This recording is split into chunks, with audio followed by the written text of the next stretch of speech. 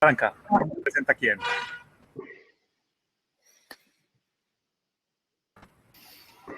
Bueno, empiezo presentando a Majo. María José Greloni, amiga de hace mucho rato, de Cubadili, compartimos muchos sueños, proyectos, ideas en común. Tiene un toque, es argentina, pero tiene un toque así medio brasilero, medio tropical, medio wow, así como la ven. En este momento impulsando mucho, con mucha experiencia desde las ONGs, acompañando en campos sociales y ahora pues dedicada a muchos proyectos de este entorno. Es algo que nos convoca y mucho, es esto de la sostenibilidad, cómo logramos aportar de sostenibilidad. Bien, paso la pelota. Dale, entonces voy yo y lo voy a presentar a Mario. Mario es un súper emprendedor social que ha cofundado varios proyectos sociales como el FIT, Donar Online, fue director de Wingu, que actualmente es el CEO de Civic House, una iniciativa de la cual él puede contar más y mejor, así que le paso la pelota y bueno, eso, con mucha experiencia de esta temática, de esta charla. Gracias, Majo. Y voy a presentar a Matías Laurens, que sumado a lo que Majo dijo de mí, vamos a agregar más cosas sobre Matías. Él es el padre fundador de todo este espacio. Matías hace 20 años, junto con Juan Cruz y con otra gente, empezaron a transitar un camino en la crisis de 2001 que tenía que ver con generar un cambio social, una transformación social. Y desde siempre estuvieron muy presentes, y Matías especialmente, cómo hacerlo de una manera sostenible, no solo económica, sino que el impacto sea sostenible y también sea sostenible para las personas que son parte de esos equipos. Así que Matías es un modelo, es un ejemplo y un amigo también, compañero de estos años de aventura, y un placer compartir este panel con él. Muchas gracias, muchas gracias. Bueno, gracias Jader por ayudarnos y gracias chicos. Bueno, yo de alguna manera puedo agregar que soy emprendedor con y sin fines de lucro, pero lo que más queríamos comentar a partir de esta charla era empezar a pensar cuáles son los miedos de emprender, ¿no? ¿Están de acuerdo con empezar la charla? Presentar a Jader, que no Claro. sé si lo presentamos, se presentó o no. Perdón, es que me puse en una situación como con Jader nos conocemos hace muy poco. Así que antes de esta charla, blanqueemos. Yo lo presento a Jader, si querés. Jader es parte del equipo de Cubadil y es un facilitador espectacular. Quienes ya han trabajado con él lo conocen, tiene el poder de generar unas conversaciones muy profundas y muy transformadoras. Así que bueno, es un agilista más de la casa.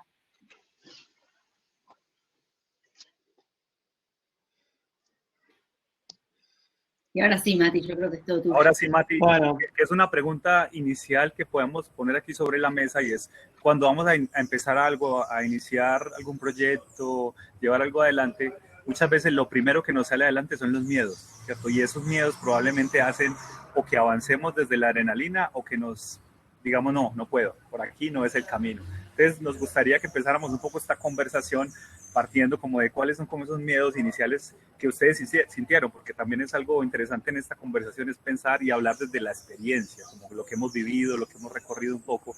¿Cuáles fueron como esos primeros miedos que ustedes descubrieron cuando empezó este camino? Sí, increíblemente el surgimiento de hoy lo que es Civic House, que claramente fue un crecimiento exponencial. En el 2001 fue producto de la supercrisis, que obviamente hoy es superadora esta crisis, nunca lo hubiésemos creído, pero en ese momento éramos muy chicos y vimos la oportunidad en la tecnología para colaborar exponencialmente, más que aritméticamente, hacia el prójimo. Y ahí surgieron un grupo de voluntarios que muchos de ellos seguimos en la comisión directiva de lo que es esta institución, pero lo más importante era que estábamos llenos de miedos porque era emprender en la peor crisis, increíblemente.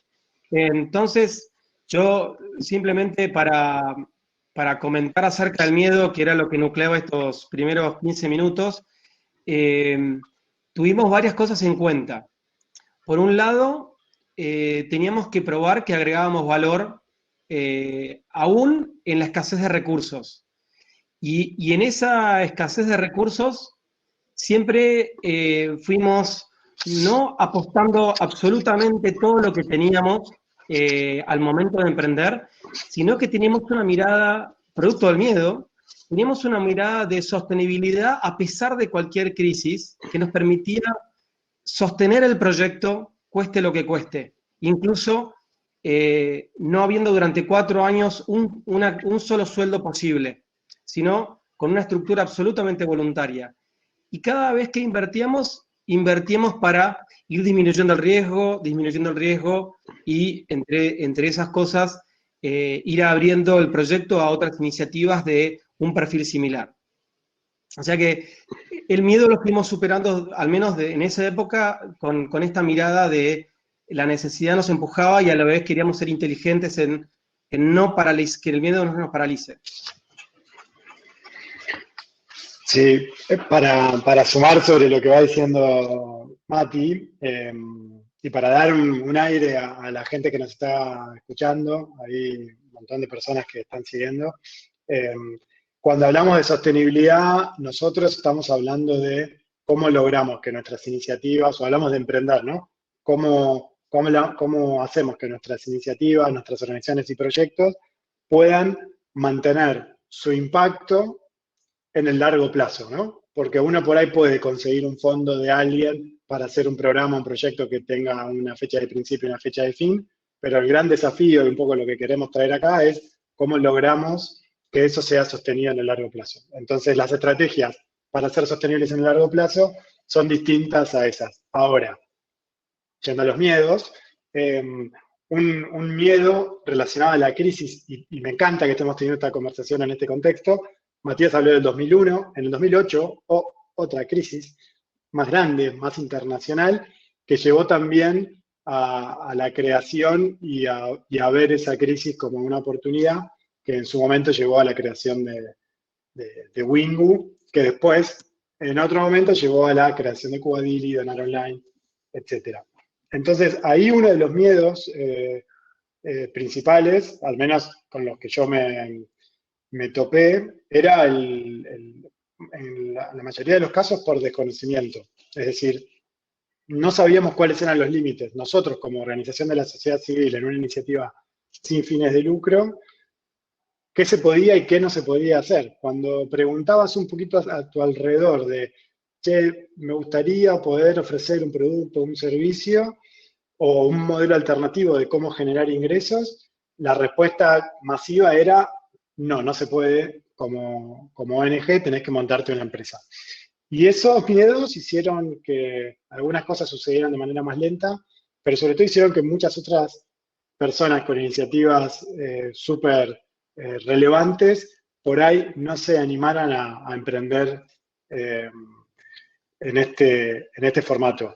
Creo que para mí el desconocimiento fue como el principal miedo de qué se puede y qué no, y el riesgo de se te viene todo abajo, esto es imposible y no se puede hacer.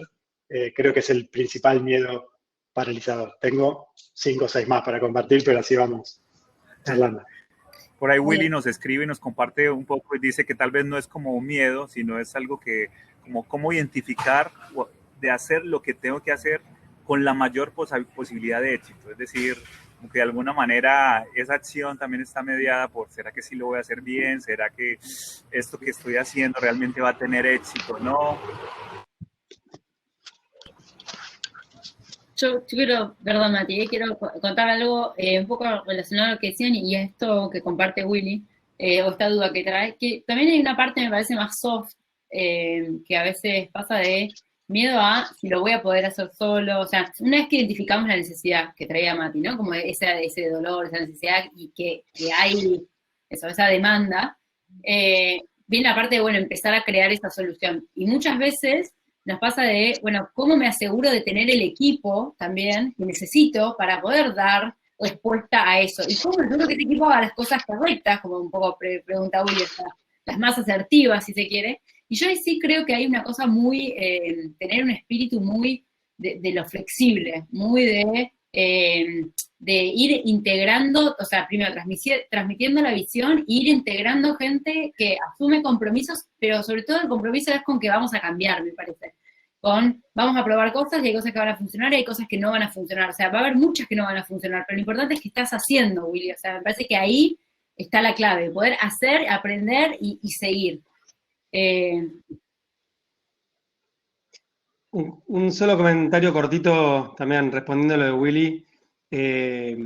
Digamos, digamos, Mario, junto a todo el equipo de Non Online, digamos, lo transformaron a un nivel que hoy, corregime Mario, pero tienen 2.000 organizaciones procesando donaciones con Non Online, ¿no? Aproximadamente. Sí. Pero digamos, un poco yendo a la historia, 6, 7 años para atrás, podríamos decir que el origen digamos, de la necesidad fue a partir de una propia necesidad de nuestra propia organización de cobrar sus propias donaciones. Y ese primer, de una manera, medición de demanda de que había algo necesario para ofrecer a otros, antes de que mandarnos a construir una plataforma, generamos talleres, como los talleres que pueden ser, digamos, propuestos en este tipo de situaciones. Y esos talleres nuclearon aproximadamente más de 600 organizaciones sociales que allá, ya no me acuerdo el año, pero fueron como 10 años atrás, fuimos digamos, enseñando a otras organizaciones a recaudar con tarjeta de crédito. Por ahí alguna organización que está acá recuerda en nuestras oficinas. Entonces, fue una clara necesidad que antes que mandarnos totalmente de cabeza con inversión a desarrollar algo, fuimos testeando que había una real demanda de recibir donaciones con tarjeta de crédito. Entonces, no es blanco y negro, sino que puede ser un camino totalmente gradual al descubrimiento. Bien, perfecto. Hayan salido varios comentarios al respecto, como de algunos otros miedos, alguno es cómo nosotros nos transformamos como ONG, pasar de lo presencial a lo virtual, es decir, cómo pasar un taller presencial a lo virtual, como que de alguna manera también se generan otros desafíos. Yo quisiera ponerle otra pregunta alrededor de eso y es como partiendo del miedo movilizador, del miedo que me permite construir, ¿qué vieron ustedes por ahí que les sirvió como avanzar a pesar del miedo? Porque yo creo que el miedo es una emoción que está ahí.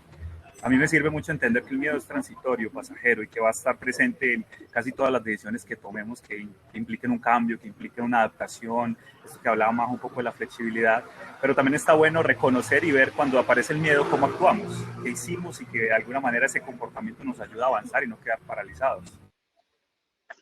Sí, arranco por ahí con una reflexión al respecto de eso.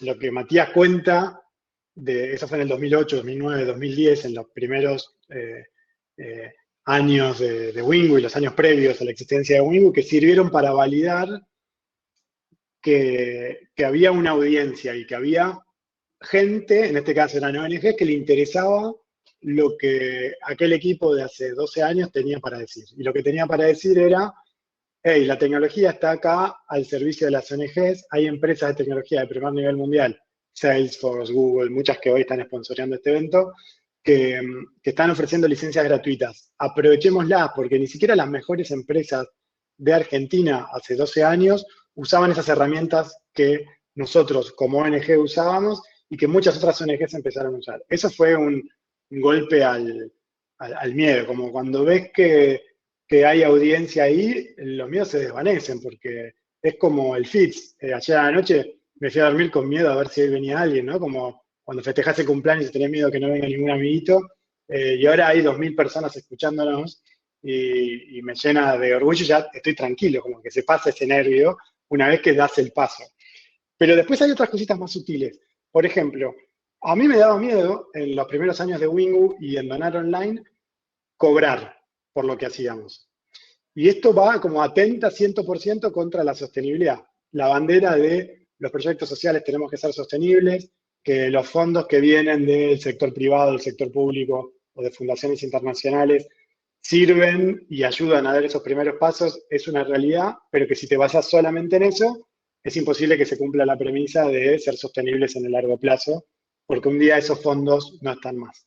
Ahora, si lográs desarrollar una audiencia, un grupo de gente que apoye lo que estás haciendo, que crea en lo que vos haces, que vea valor en lo que vos sabés hacer, sea lo que sea que estés haciendo, acá hablamos de nuestros casos concretos, pero cada uno de quienes está viendo es bueno en algo.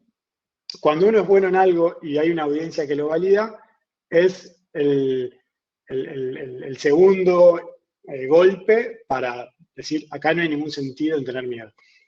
Aún dicho eso, pasar de ser bueno en algo y darlo de manera gratuita a ser bueno en algo y cobrar por eso, es un quiebre. Y ahí invito también a la reflexión a quienes están viendo, porque era un miedo completamente absurdo, porque si la audiencia está y vos agregás valor, nadie duda en pagar lo que parezca razonable por el valor que uno está agregando. Lo vemos con Donar Online, con Wingu, mismo este evento, que por suerte es gratuito, pero si tuviera un costo, seguramente la gran mayoría de las personas que estamos participando pagaríamos porque vemos que tiene valor. Y si eso ayuda a que el contenido o el producto tenga mejor calidad, bienvenido, y hay que empujar que eso sea de esa manera también.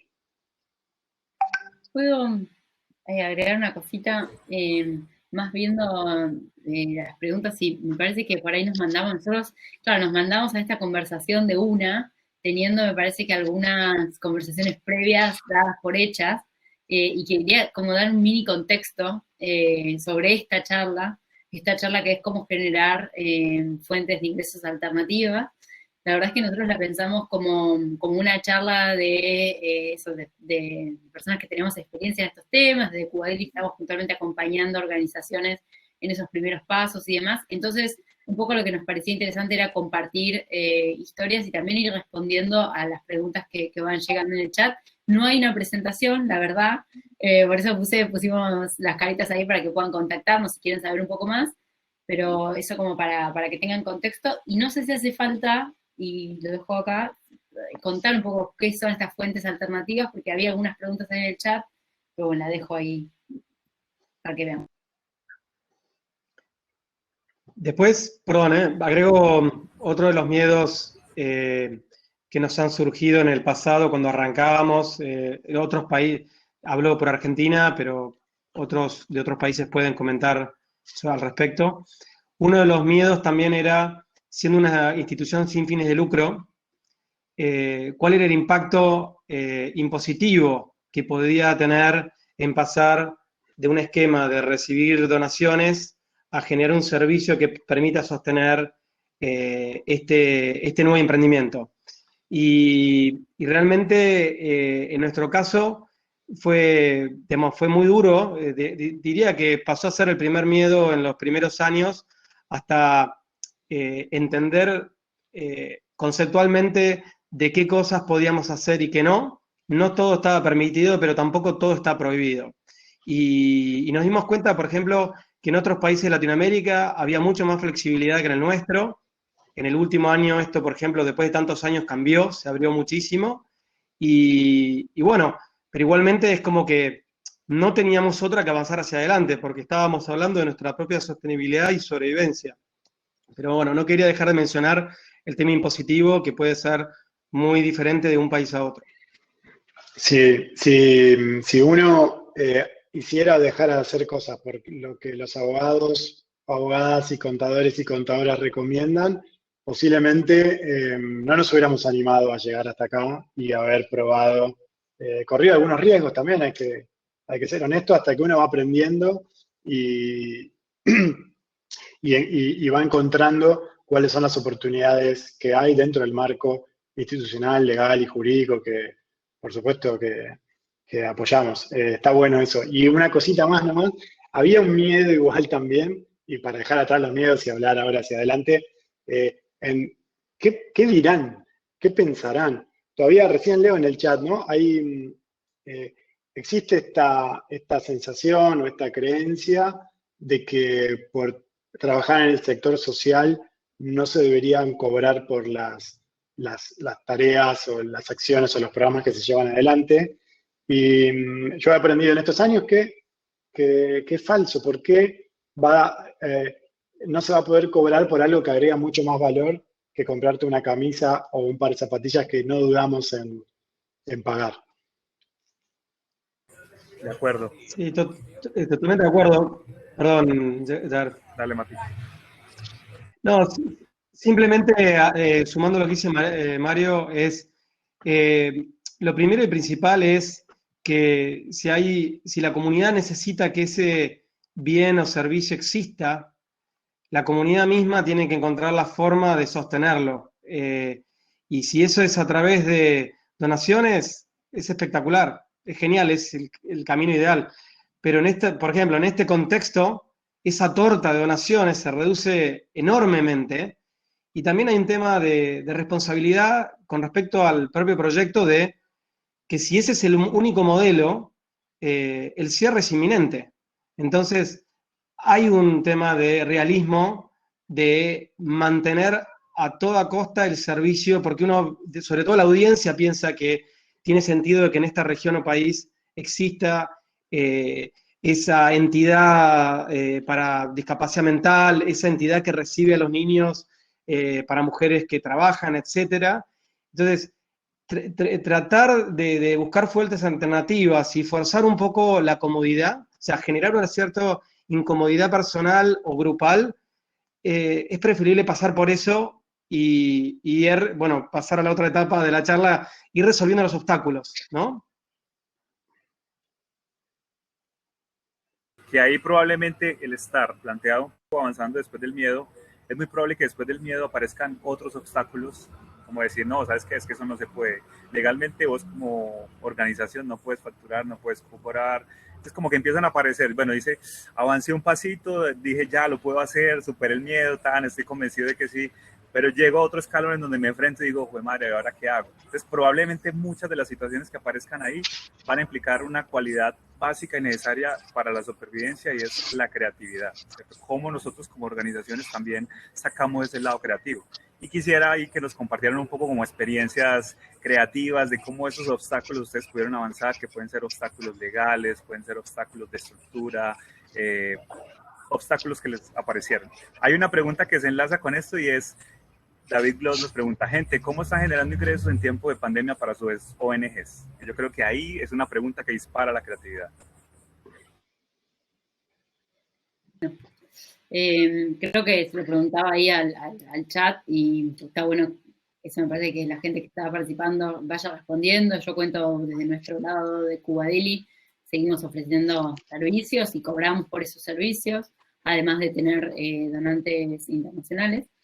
Y quería responder a esto de un poco ligado a la creatividad, pero bueno, no tan de lleno, que para mí tiene que ver con mirar lo que sí tienen dentro de la organización, que creo que cuando se presentan los obstáculos, lo más potente que tenés es esas cosas que sí ya tienen, ¿no? No sé, se puede hacer el equipo, puede hacer acuerdos de trabajo, como una idea de una necesidad de un usuario, aunque hay algo relacionado al optimismo y la confianza, que yo me parece que a veces suena un poco como etéreo, como bueno, y eso como, ¿dónde se consigue, cómo es? Pero hay algo de sí vamos a poder, este equipo sí lo va a lograr, está esta necesidad, nosotros podemos dar esa solución, que me parece que ahí hay algo que es muy sutil y que es clave para que un proyecto, y eso, cuando ofrecemos servicios o productos, y sobre todo en los primeros pasos, que son los más difíciles, que podamos ir para adelante. Me parece que hay que conectarse con eso que sí se tiene.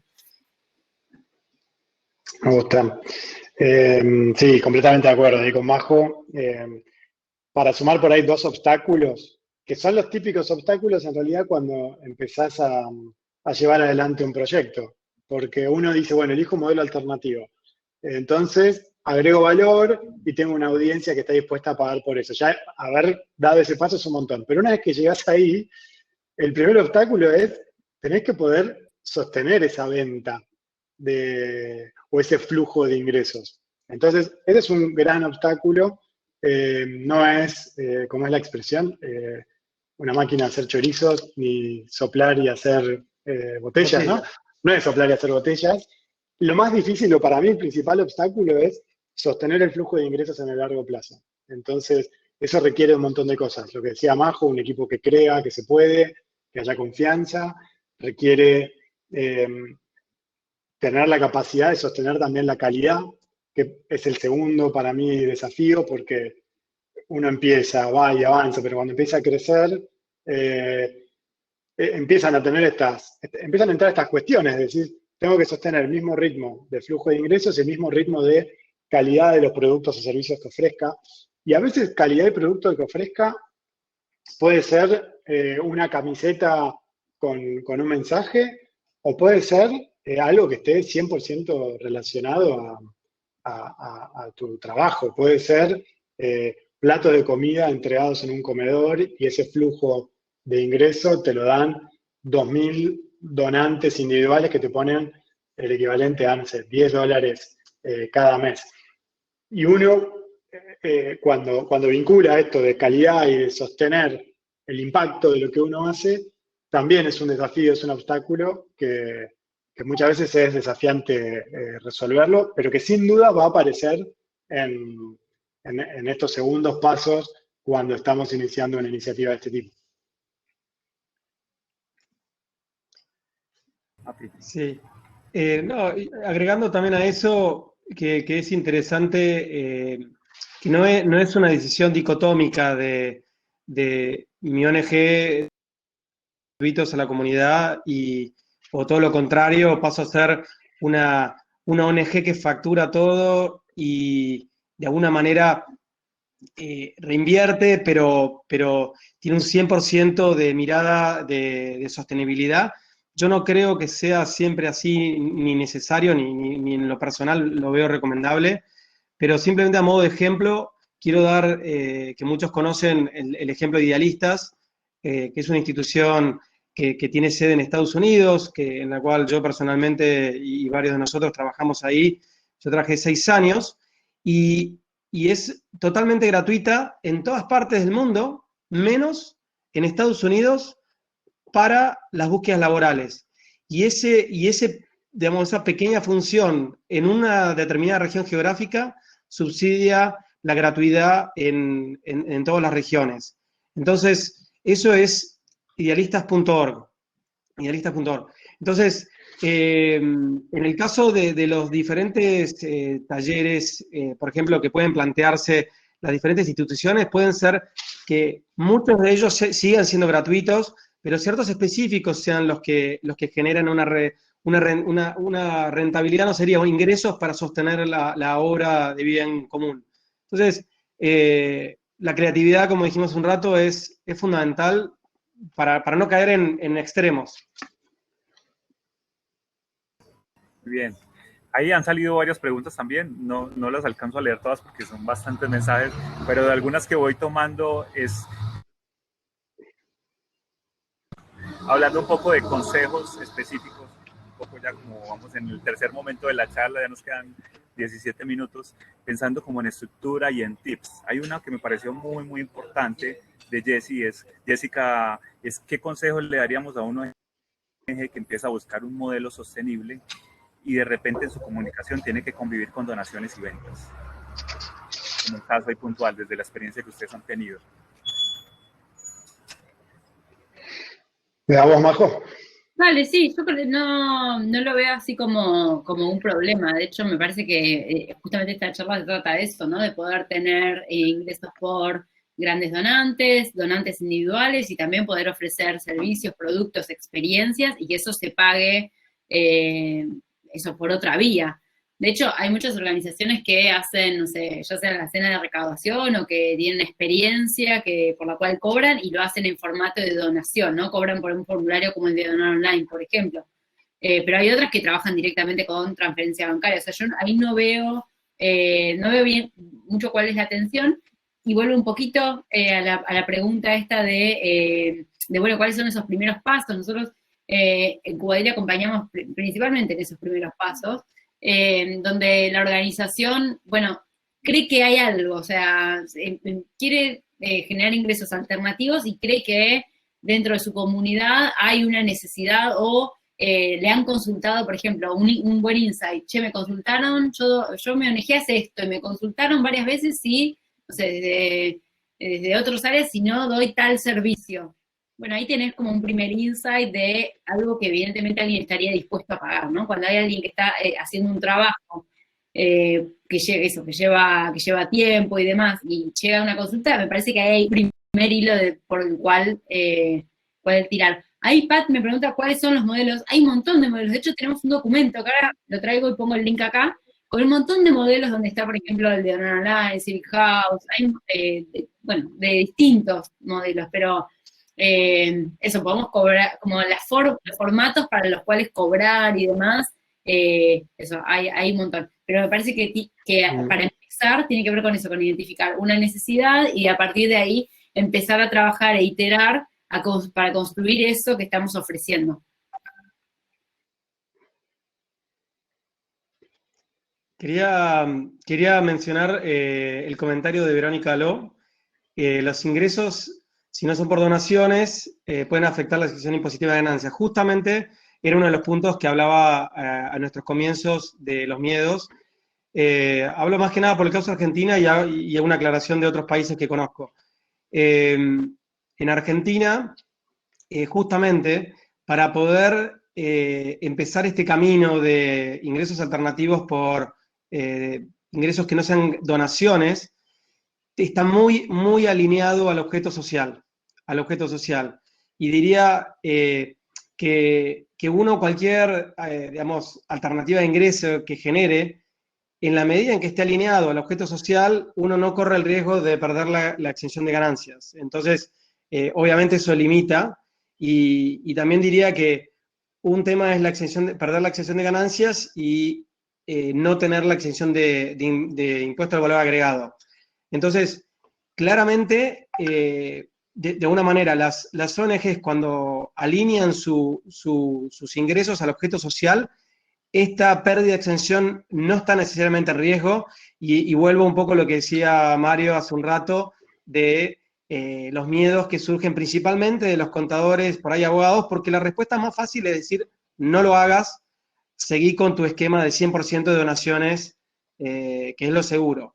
Pero ahí nosotros nos acercamos, por ejemplo, al Consejo Profesional de Ciencias Económicas, hicimos nuestras consultas y trazamos la línea de aquello que podíamos hacer y no podíamos hacer. Y creo que es parte del ejercicio de remover obstáculos, que era un poco la segunda etapa nuestra de la charla.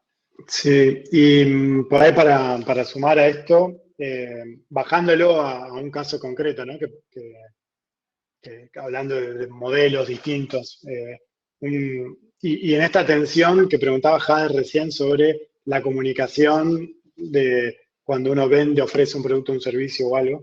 En mi ejemplo, varios ejemplos, pero uno de mis favoritos es Donar Online, en donde Donar Online tiene una audiencia, tiene más de 2.000 ONGs que lo usan todos los días, pero tiene más de 5.000 que se registraron. Y hay un modelo que se llama el modelo freemium, que está en ese documento que ahí Majo acaba de compartir. Es decir, es un producto que es gratis para la organización que entra. Es decir, la barrera de entrada para poder empezar a utilizar y probar una plataforma es bajísima, solamente tenés que registrarte en un lugar. Entonces, eso permite que la gente conozca, lo empiece a utilizar. Cuando la gente lo empieza a utilizar y le va bien, y al tratarse de una plataforma de donaciones, cuando genera sus primeros donantes, recién a partir de, es un monto según los países, pero más o menos equivale a los primeros 10 donantes, recién cuando ya tenés 10 donantes recurrentes, es decir, que te ponen 5 o 10 dólares, llevo dólares para simplificar la audiencia regional, más o menos, ¿no? 10 donantes de 5 o 10 dólares al mes, recién ahí se empieza a cobrar, y se cobra una contribución, que es lo que se buscó al nosotros no tener ánimos de lucro, la posibilidad de ofrecer la tarifa más accesible en comparación con otras plataformas que pueda haber que tienen algunos puntos similares. Entonces, eso es un modelo freemium. Es gratis, después se cobra una porción.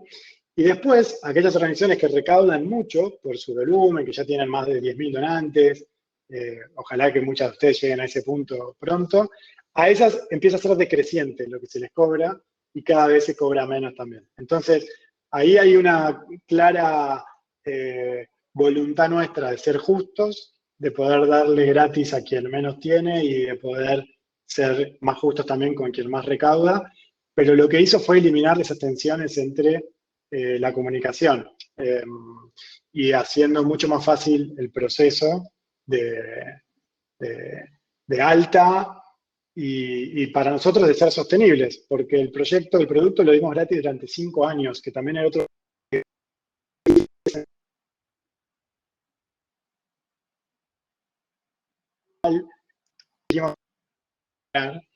Pensamos que todo el mundo se iba a dar de baja de la plataforma y finalmente eso nunca sucedió y al revés, al seguir agregando valor, la gente respondió de manera positiva.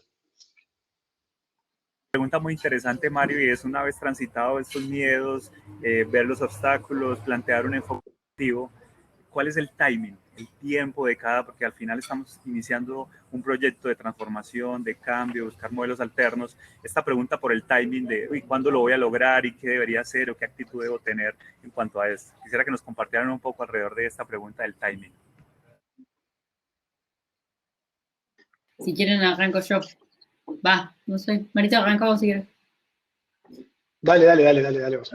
No, con respecto al timing, yo creo que esto es también parecido a los emprendimientos con fines de lucro, ¿no? Como que también siempre está esta cosa de riesgo cuando uno llega muy temprano a un tema. De hecho, creo que es uno de mis miedos, o al principio, ahora menos, pero por ejemplo esto de la agilidad que trabajamos en Cubadili es un tema que en el sector social casi no se conoce. Y bueno, al principio es bueno crear toda esa comunidad de gente que entienda qué es esto de la agilidad, qué es esto del liderazgo, equipos fuertes y demás. Y bueno, hay todo un tiempo que lleva como más de concientización y que en mi caso pienso que sigue siendo por momentos eso, uno de los miedos, ¿no? Entonces creo que hay procesos que no se pueden acelerar, que bueno, hay que acompañar a esos usuarios, a esos destinatarios que se tiene, a que vayan teniendo conciencia y de a poquito vayan, en este caso, entendiendo de qué se trata. Eso que, de alguna manera, yo pienso que la necesidad estaba porque la pedían, pero con otro nombre. Así que eso en relación al timing. Marito. Para agregar a lo que dice Majo, es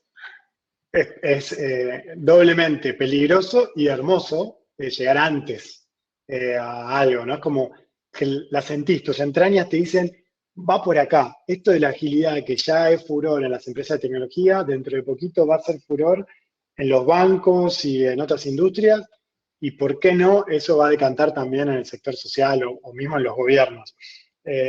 Había pasado lo mismo 12 años atrás, o 10 años atrás, dicen que ya es furor, claro que ya es furor, pero hace 3 años o hace 5 años, cuando empezábamos ahí con Majo y Ari a preguntarnos esto desde Wingu, sentíamos que todavía le faltaba. Hubo un timing ahí, había un deseo nuestro de empujar algo, pero había mucho olfato y mucha lectura de nuestra audiencia, y vuelvo con la audiencia, ¿no? Hay que estar escuchando y la madurez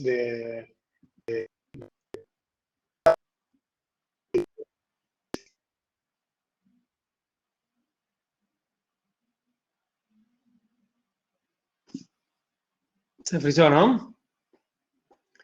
Sí. Se nos colgó ahí, quedó ahí friseado y creo que Majo también.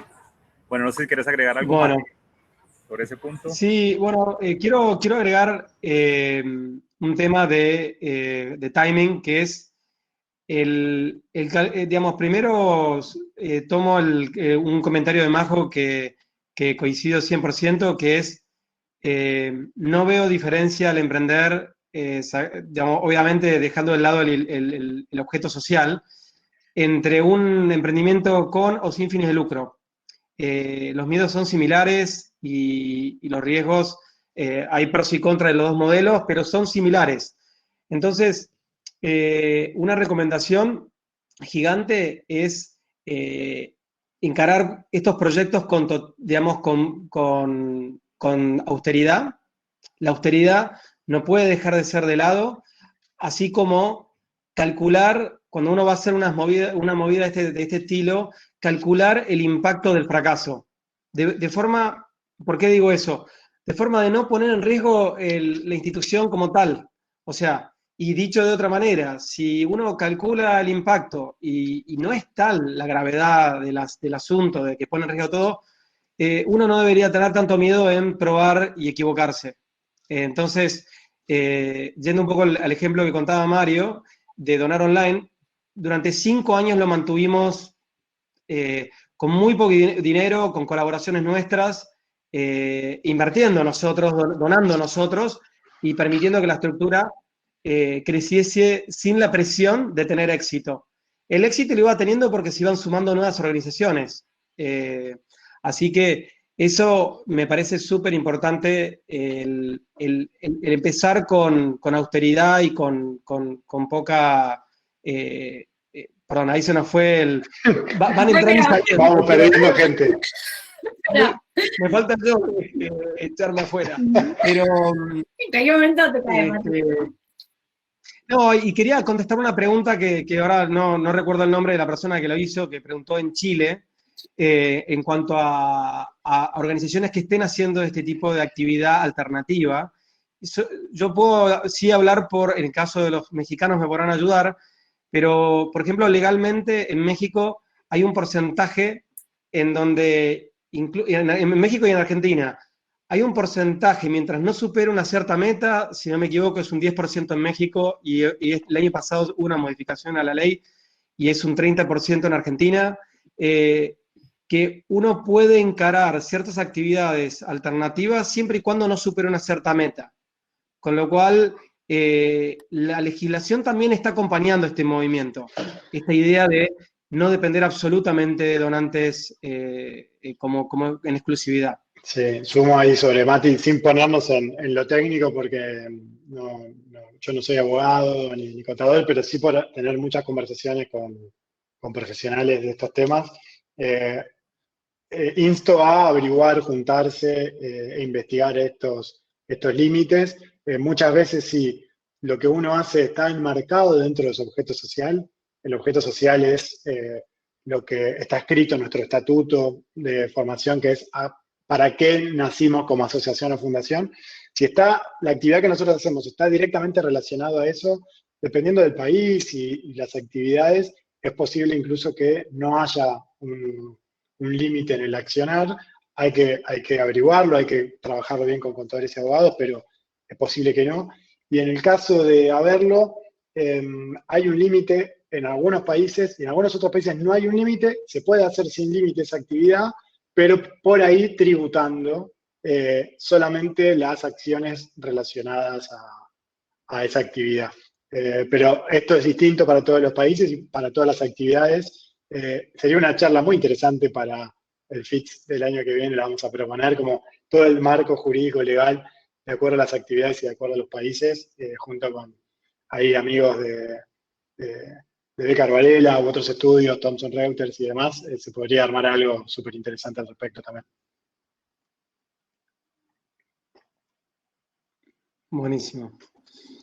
¿Tenemos unos minutos más? Tenemos hasta en punto, perdón, estaba queriendo armar algo que, bueno, Javier se quedó sin batería, así que nos ha dejado. Bueno.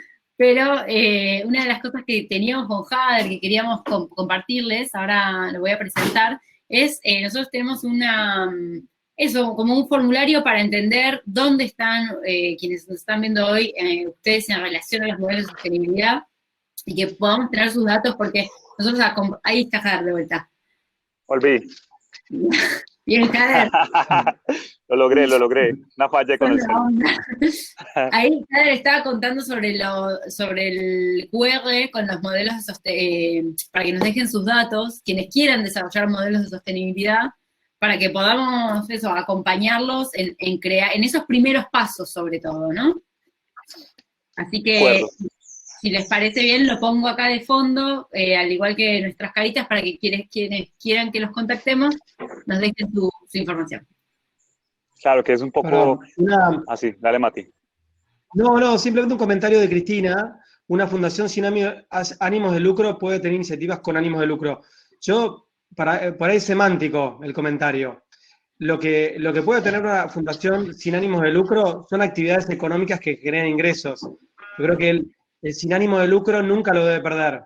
Lo que estamos hablando es generar actividades económicas que generen sostenibilidad a la entidad, y por ahí la gran diferencia que hay con las empresas B, que otra persona lo mencionaba, es que la empresa B puede tener una propiedad del individuo, y que está perfecto que sea así, y que tenga un impacto social, pero la ONG, digamos, no es propiedad de ningún individuo, sino que es parte de una comunidad.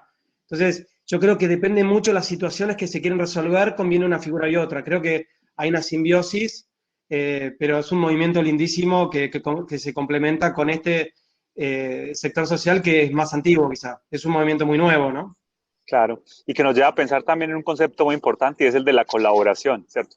Cómo nos conectamos con otras ONGs para, tal vez, si hay ingresos adicionales en una ONG, cómo los compartimos. Que no sé si quieren hablarnos un poquito ahí, de pronto, de algún modelo circular de financiamiento, de cómo poder conectarnos de otras maneras distintas con otras ONGs, que al final les podemos generar valor desde muchas formas, desde el voluntariado, desde la creación de productos, desde compartir recursos financieros, desde compartir instalaciones y demás. Como que ahí vuelve otra vez el lado creativo a ponernos sobre la mesa y decir, bueno, tenés esta situación, ¿qué haces? ¿Cómo te mueves? Está buenísimo, Jader. Voy yo, si les parece.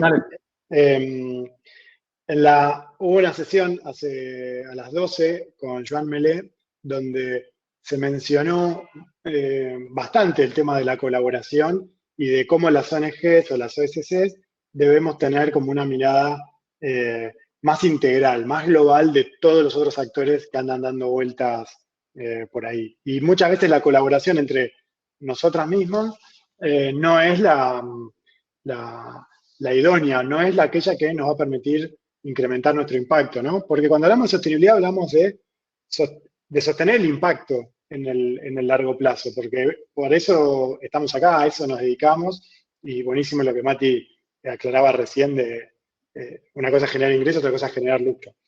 Entonces, un ejemplo de esto que decía Jader es algo que venimos empujando hace algunos años, que es la comunidad de Civic House, ¿no? Civic House lo que hace es promueve la colaboración entre organizaciones o proyectos que requieran de distintos tipos de ayuda. Entonces, dentro de Civic House tenemos iniciativas como Cubadili, acá está Majo y Jade presente, Fonselp, Matías presente, Ada, va levantando la mano, voy llevando lista, Ada, que está Celeste y Ezequiel en el chat ahí activos, Donar Online, que está Belén por ahí también, Wingu, por supuesto, que es quien organiza este evento, y seguramente se sumen algunas iniciativas o organizaciones más. ¿Por qué esto es importante? Porque lo que estamos haciendo entre todas estas organizaciones es compartir experiencias y compartir esfuerzos. Es decir, gracias a que somos varias iniciativas, lo que podemos hacer es bajar barreras de entrada para crear cosas nuevas, aprovechar, pararnos sobre los hombros del que vino antes para llegar a más gente, para multiplicar nuestro impacto y nuestra audiencia. Y una de las cosas que estamos viendo es que algunos de estos proyectos, que no tienen ánimos de lucro, podrían potencialmente generar más ingresos que los necesarios para su propia sostenibilidad. Cuando digo esto, un banquero diría, pues tienes una empresa. Pero no es el caso. Tenemos una posibilidad de un producto que agrega valor, seguramente basado en la tecnología, porque es la única manera de escalar y de que algo pueda generar como de manera más rápida un superávit o un plus más allá de lo que se necesita. Pero imaginémonos que eso es posible y que eso suceda. Sí, el banquero era español, bastante flojo el banquero español. Imaginémonos que eso suceda y que un proyecto social pueda generar más ingresos que lo que necesita. ¿Qué haría con ese superávit? ¿Qué haría con ese extra? Si no tiene ánimos de lucro. Si tuviera ánimos de lucro, nosotros aquí los socios, Matías y yo, nos repartimos la mitad de ese excedente y nos vamos a cenar afuera. Pero lo que se está planteando en un modelo alternativo de sostenibilidad, pero también de flujo de generación de ingresos, es un modelo circular, en donde si hubiera alguna iniciativa que generara más ingresos que los que necesita para su propio crecimiento y sostenibilidad, ese plus se reinvertiría automáticamente en nuevas oportunidades de generación de impacto. Eso es lo que promovemos dentro de Civic House, y es algo que me parece que va a terminar sucediendo en la sociedad civil entera, no en lo inmediato, pero lo inmediato ha acelerado en este proceso de cambio por toda la crisis que estamos viviendo. Nos volcamos todos a lo digital de manera obligada y nos volcamos todos a buscar cómo sostenernos en el largo plazo de una manera distinta, de manera obligada, porque si no lo hacemos, posiblemente nuestro impacto no lo podamos sostener en el largo plazo. Entonces, en este escenario, veo que en algunos años que haya organizaciones que puedan tener su propio superávit y puedan reinvertirlo en otras organizaciones o iniciativas sociales, es algo que seguramente termine sucediendo. Sí, ahí solo quería agregar, Mario, me parecía como importante también destacar que no es, en este caso por ahí donar online, es de base tecnológica, pero no es necesariamente tener base tecnológica para que sea escalable. O sea, estoy pensando en el caso de Cubadili, donde hay organizaciones que no tienen fondos para trabajar con nosotros y que haya otras organizaciones que sí pueden pagar por eso, hace que eso es circular y, bueno, y no es tecnológico, ¿no? Sobre todo para si hay organizaciones que no están trabajando hoy con tecnología, me parece que es importante. Y algo que, o sea, como así como mensajes que me parece importante dejar para, no sé, tal vez hay gente que no es del sector social, que me parece que hay algo de poder pensar el sector social de una forma distinta. O sea, yo creo que esta es una oportunidad, un poco esta crisis que estamos teniendo, de crear un mundo nuevo, ¿no? Un mundo diferente, y me parece que esto de pensar en la sostenibilidad de las organizaciones sociales, de los proyectos que tienen impacto, ya sea social, medioambiental o económico, nos permite soñar, si se quiere, con un mundo nuevo e ir creando ese mundo nuevo. Entonces, como que me parece también muy importante todo este tema de poder generar ingresos para profesionalizar al sector y que haya salarios competitivos y que podamos tener a los mejores profesionales también de este lado, ¿no? De acuerdo, muy bien. Bueno, nos quedan ya 3 minuticos como para ir culminando esta charladita, este recorrido por diferentes historias, experiencias y ejemplos de organizaciones que sí lo han hecho, que lo han recorrido, que lo han caminado. Hay un concepto ahí que podríamos llevarnos también como para pensarlo, y es ser posibilistas, ¿cierto? Es como que pensar que todo es posible. Cuando partimos desde la posibilidad, como que se nos abren caminos. Desde la restricción y desde la cultura de la escasez, es muy fácil decir no se puede, no tenemos ingresos y demás. Entonces me gustaría, como para ir cerrando, que nos compartieran algún mensaje cortico, 2, 3 palabritas de bueno, y entonces ya me antojaron, me animé a emprender, a hacer emprendimiento social. ¿Cómo hago? ¿Qué consejo me darían? ¿Por dónde empezamos?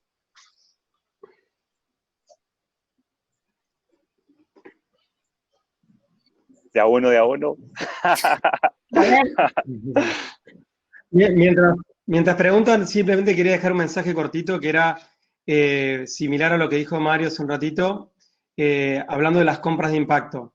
Es que el mismo sector social que está pidiéndole al sector privado un involucramiento en colaborar con nuevas fuentes alternativas de ingresos, lo que me encantaría también es dejar la idea de que cuando una organización social está realizando compras, que es la salida inversa a la propuesta de esta charla, también considere que hay proveedores que pueden ser ONGs las que pueden suplir esa demanda de servicio o producto. Entonces, no nos olvidemos que el sector moviliza muchísimos recursos económicos a pesar de que son pocos para la demanda, pero a veces uno termina comprando en un supermercado tradicional, termina comprando en lugares tradicionales y no considera que esa provisión de ese servicio podría venir del propio sector y recircular el dinero que vino a través de donaciones. Entonces, lo quiero dejar como para reflexión. Mario y Majo tienen 10 segundos. Dale, impresión para cerrar.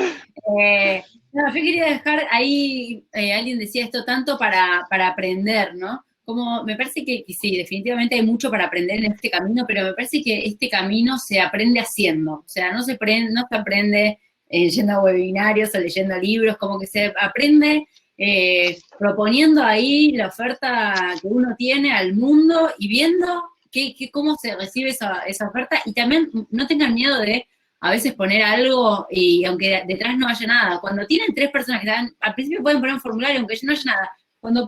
Cuando hay 3 personas que lo quieren, ahí lo empiezan a generar, pero por ahí hacen un montón de trabajo donde no hay nadie que lo quiera. Entonces, y a que al principio sea desprolijo, les dé vergüenza, y bueno, y así se va mejorando, ¿no? Pero muy como guiado por la demanda. Y cerramos con eso. Voy a soltar mis 10 segundos y solamente gracias a Jader, Majo y Mati y a toda la gente que nos estuvo escuchando. Gracias por